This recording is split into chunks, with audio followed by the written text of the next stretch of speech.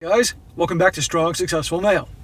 So for today, I'm going to go over a story titled, I Cheated, Now My Life is Destroyed.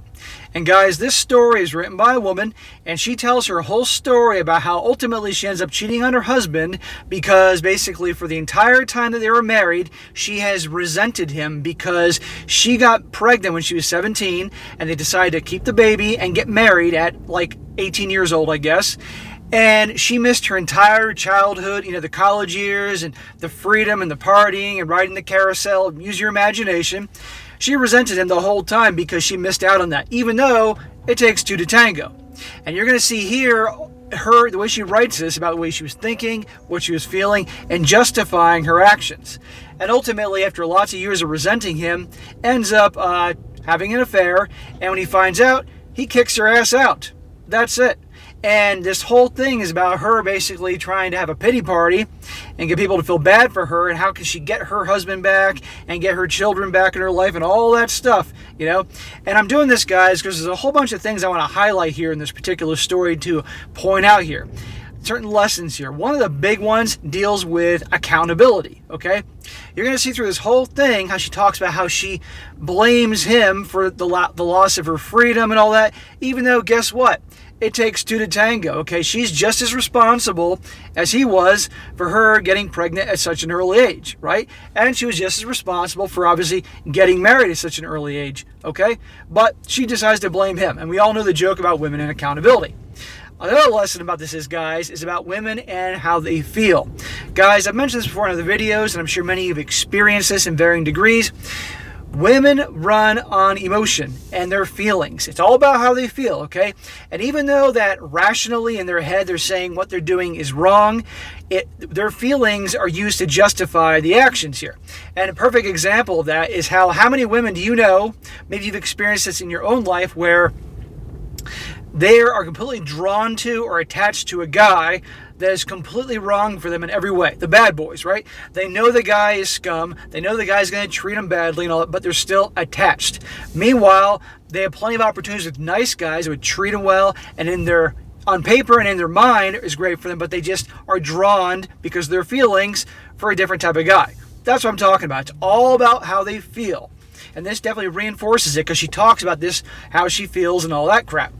Also, the lesson here is, again, what happens, these stories, when people get married way too young. And in her situation, both she and her boyfriend at the time, who got her pregnant, she was 17. So they got married probably 17 or 18 years old. And that is a very old-fashioned way of handling things. That was the thing that happened back in the day. Okay, I had an aunt and uncle, which I found out later when I was an adult, that when they were dating, and I obviously wasn't born yet. This is like in the 1940s. She got pregnant, and it was expected that he married her because this is the 1940s, and that's how things were handled, and he married her because she was pregnant. And let's just say they weren't exactly in love, even when I knew them later on in life, okay? But nowadays, that idea of doing that is, in my opinion, a mistake. Some people may disagree with me. That's your business. That's your right. But these people getting together strictly because the girl gets pregnant is a huge mistake. What would have been better is if she would have just simply, she had the kid, probably lived with the parents. He supported, of course, financially, because that's his kid.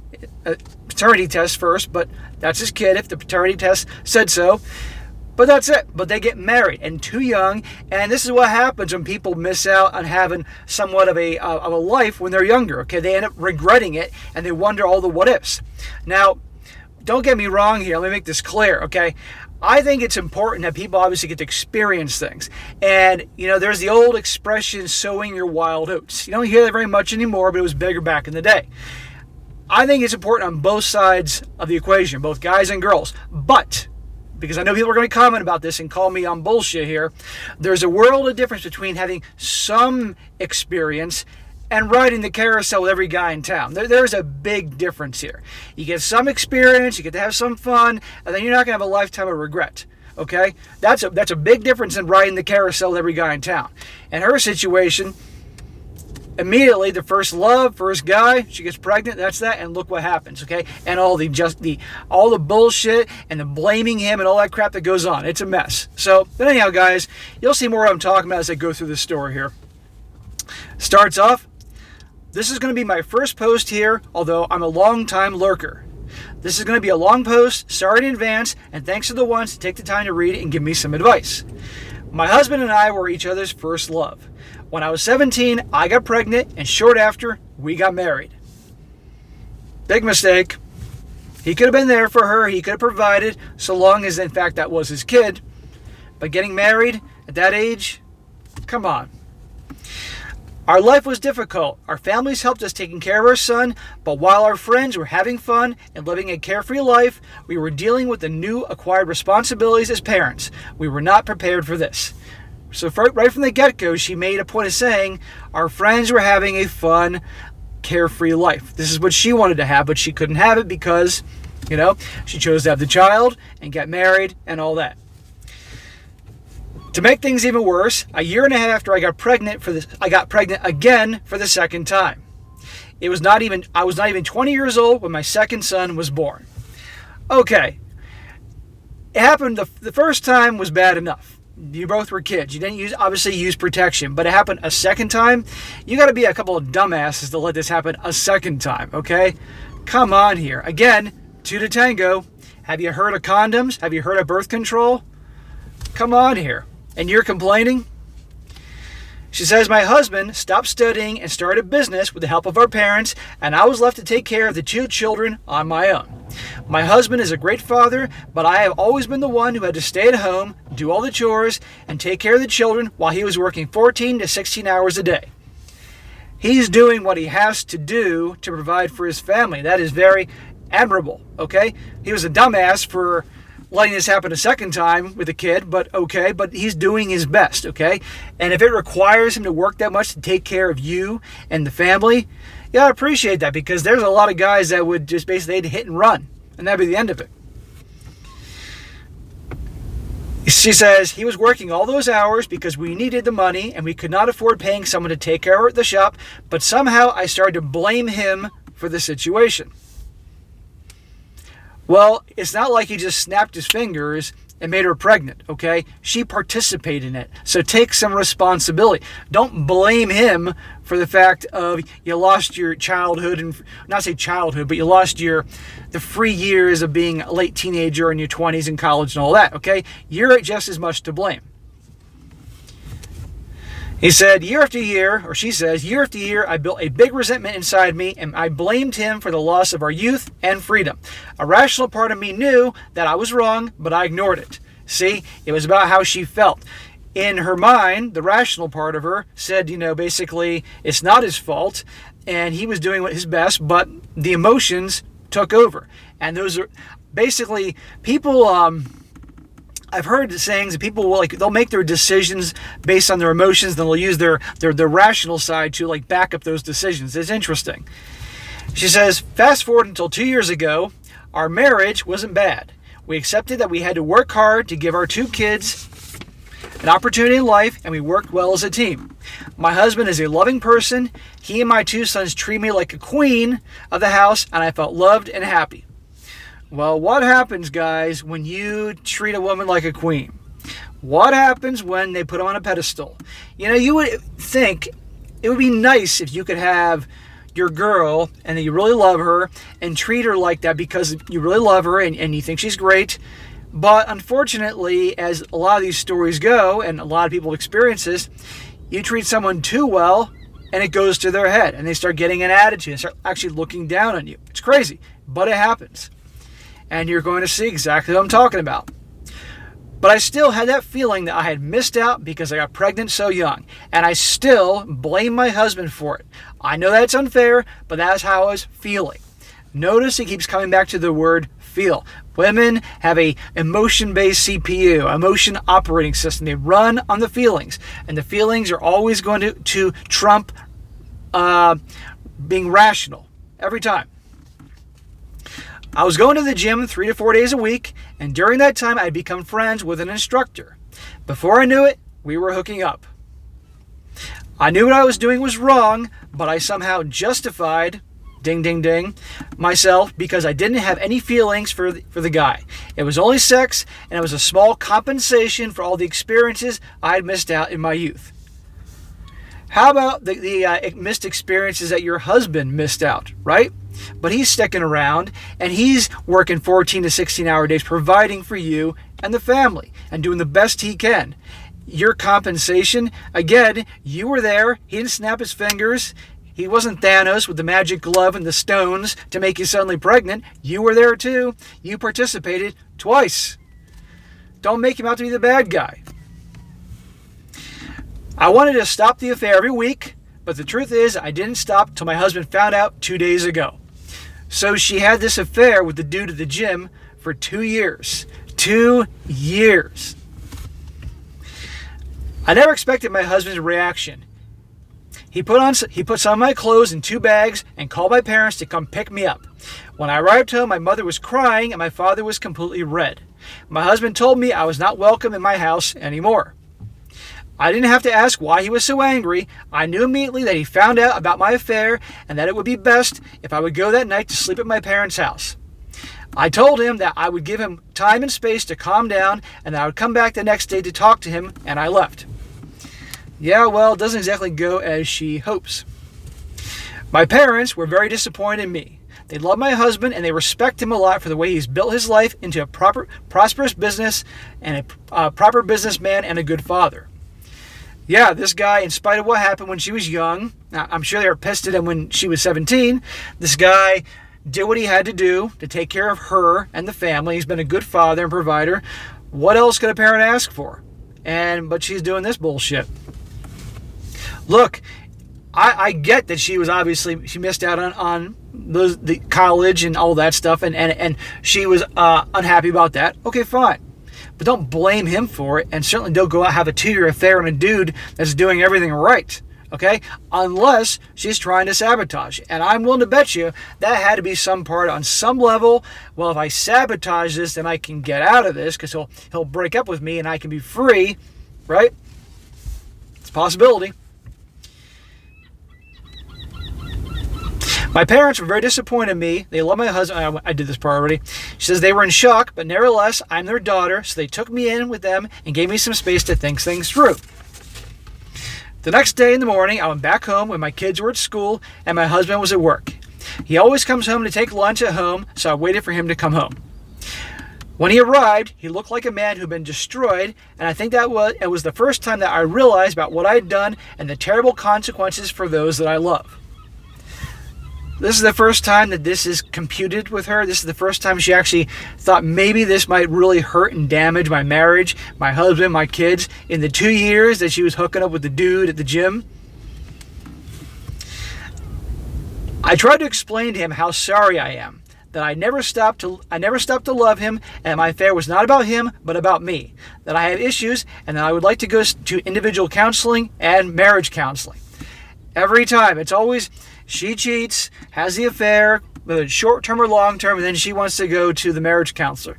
Meanwhile, the guy's like, are you kidding me? You still love me, but even though you're boning the dude from the gym for 2 years? He sat and listened to all of what I had to say for around an hour without saying anything. At that point, he told me he doesn't want to go to marriage counseling or individual counseling or do anything to try to work out of the marriage. He said that after what we both had to sacrifice, if after all what we have done, after what he has done for me, I still had it in me to betray him, then he doesn't want to have anything to do with me anymore. There was a little mess up with the writing there.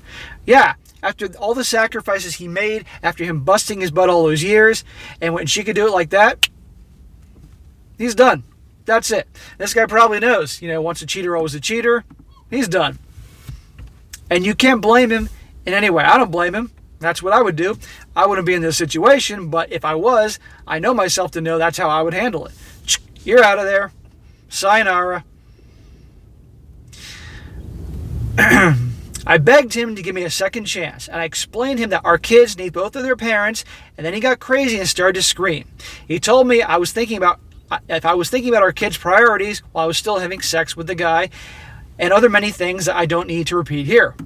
I told him that I would come back later when he would be more calmed down to talk and to see my children, and I left.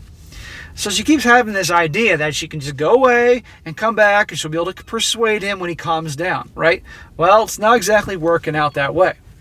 And I'm willing to bet you there was a part of her that truly, I think, wanted to get caught, but figured, he'll take me no matter what because he treated her like a queen, just exactly what she said earlier. Was the hardworking, reliable, nice guy. Look how he was treated. I came back 4 hours later to find out that my husband had already told my sons about my affair the day before, and they were very upset and didn't show any affection towards me. They were both siding with their father. Now, I don't know how old the boys are. She doesn't state her age, but I'm guessing probably they could be like in the low single digits or maybe the early teens. Who the hell knows here?